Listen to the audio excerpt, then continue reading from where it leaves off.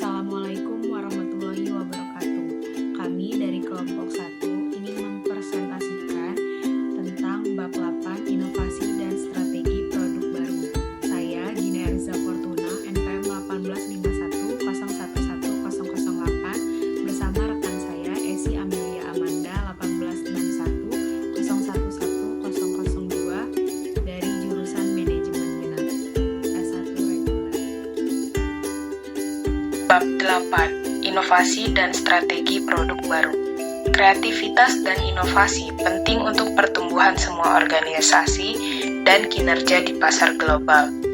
Perusahaan harus menciptakan budaya inovasi dan mengembangkan proses yang efektif untuk mengidentifikasi peluang inovasi dan mengubah ide menjadi keberhasilan suatu produk baru.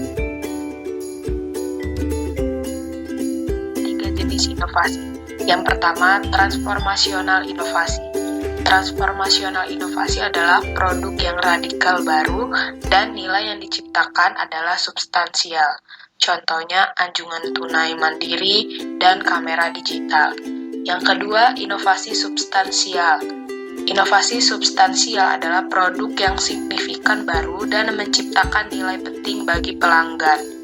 Yang ketiga, inovasi tambahan, yaitu produk baru yang memberikan peningkatan kinerja atau nilai yang dirasakan lebih besar atau biaya lebih rendah. Nilai pelanggan. Nilai pelanggan adalah selisih antara manfaat yang diperoleh customer dari suatu produk atau jasa dengan upaya dan pengorbanan yang dilakukannya untuk mendapatkan dan menggunakan produk tersebut. Tujuannya untuk menemukan peluang dan menemukan harapan pembeli sudah sejauh mana harapan mereka terpenuhi.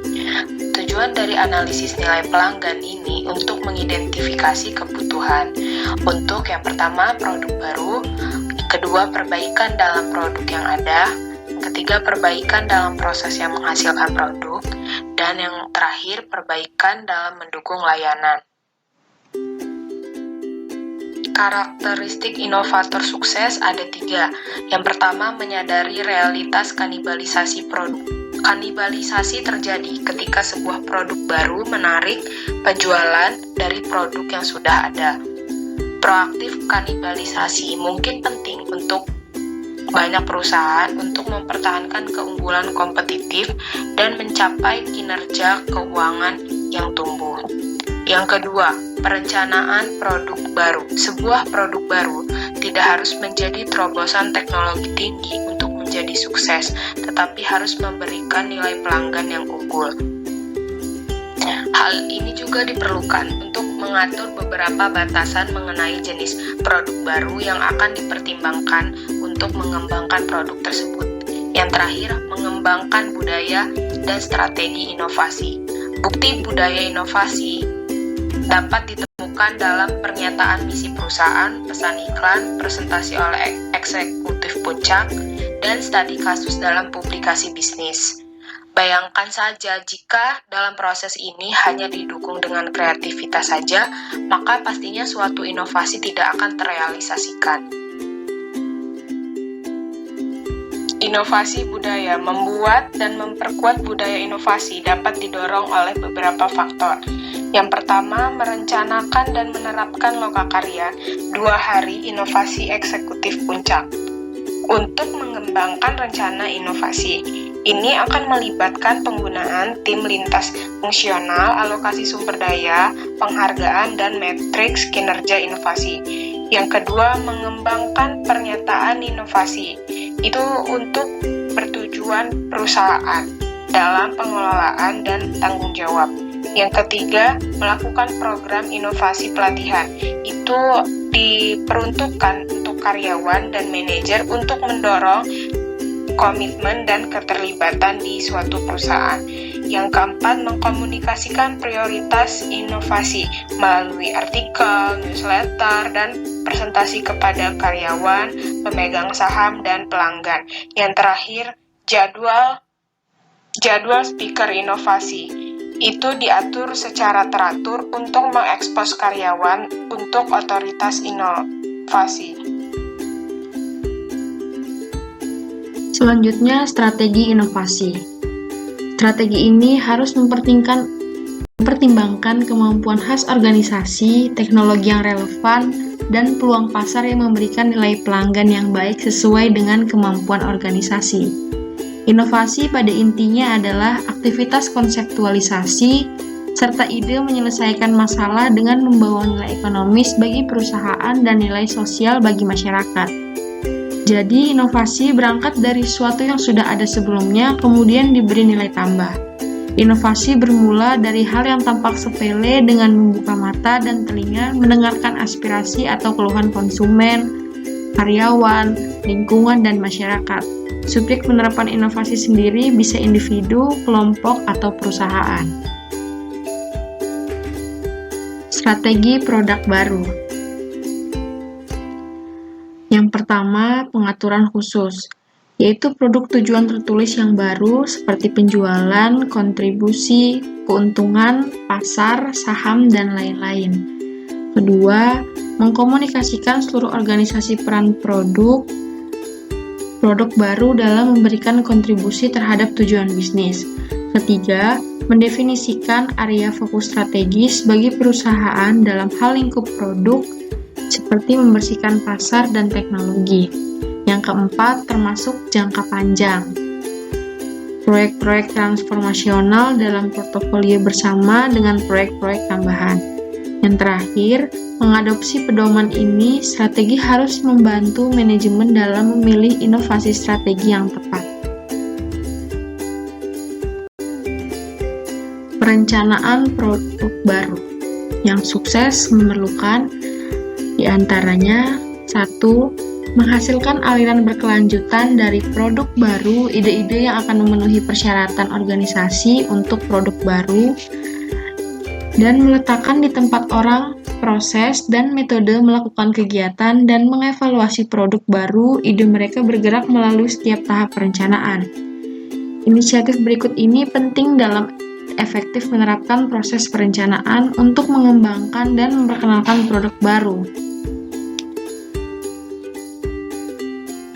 Selanjutnya, produk proses perencanaan.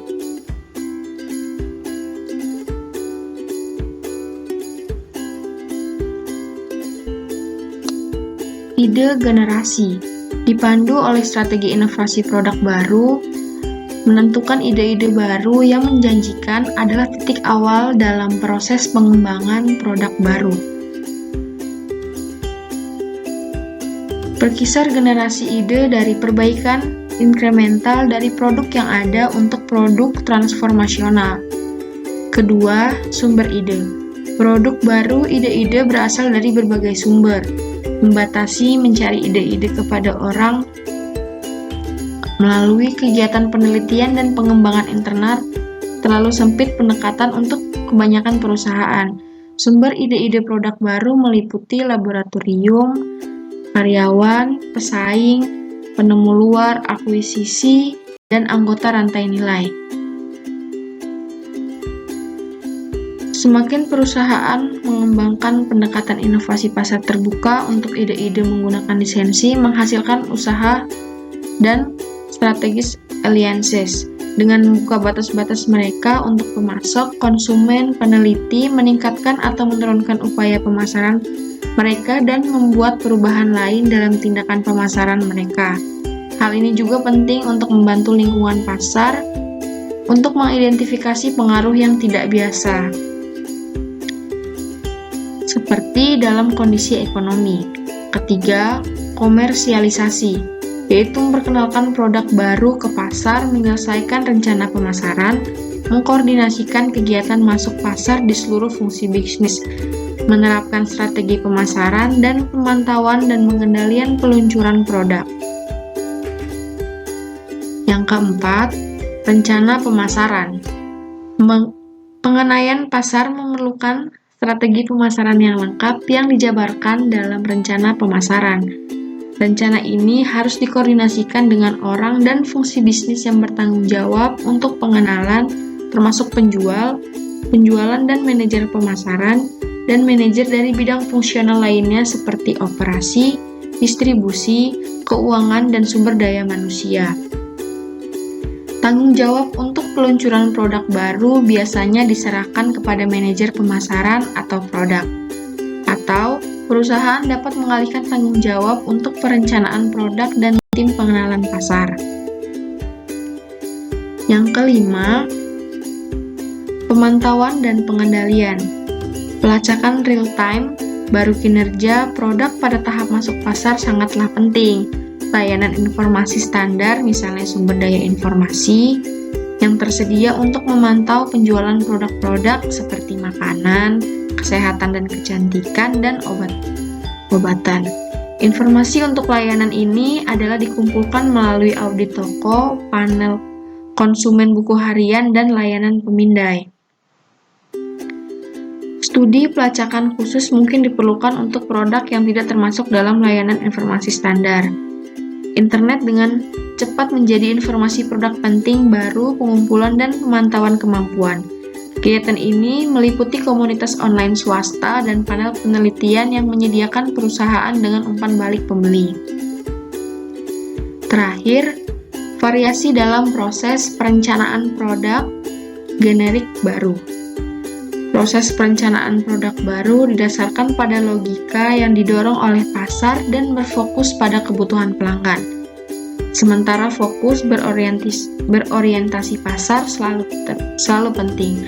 Beberapa variasi dalam proses generik mungkin diperlukan karena strategi produk baru dari perusahaan tersebut. Dampak utama dari varian dalam ide jenis yang dianggap oleh perusahaan. Beberapa variasi dari proses generik dijelaskan. Batasan tentang ide jenis dipertimbangkan oleh perusahaan. Sebagai contoh, divisi minuman Pepsi memiliki fokus pada minuman dalam kegiatan mencari idenya. Pengenalan Pepsi Sierra Mist, minuman berkarbonasi, adalah contoh dari produk-produk proses insentif baru. Produk generik proses perencanaan baru relevan ke semua varian produk selain membatasi sampai batas tertentu jenis ide untuk dipertimbangkan. Selanjutnya, kesimpulan. Perencanaan produk baru merupakan kegiatan penting dalam setiap perusahaan, dan itu berlaku untuk layanan serta produk-produk fisik. Perusahaan yang berhasil dalam merencanakan produk baru mengikuti proses langkah demi langkah. Perencanaan produk baru dikombinasikan dengan desain organisasi yang efektif untuk mengelola produk baru. Pengalaman dan belajar membantu perusahaan-perusahaan untuk meningkatkan produk waktu perencanaan menegaskan. Sekian pemaparan materi dari kami. Wassalamualaikum warahmatullahi wabarakatuh. Sekian presentasi yang dapat kami sampaikan mengenai inovasi dan strategi produk baru. Saya akhiri. Wabillahi taufiq wal hidayah. Wassalamualaikum warahmatullahi wabarakatuh.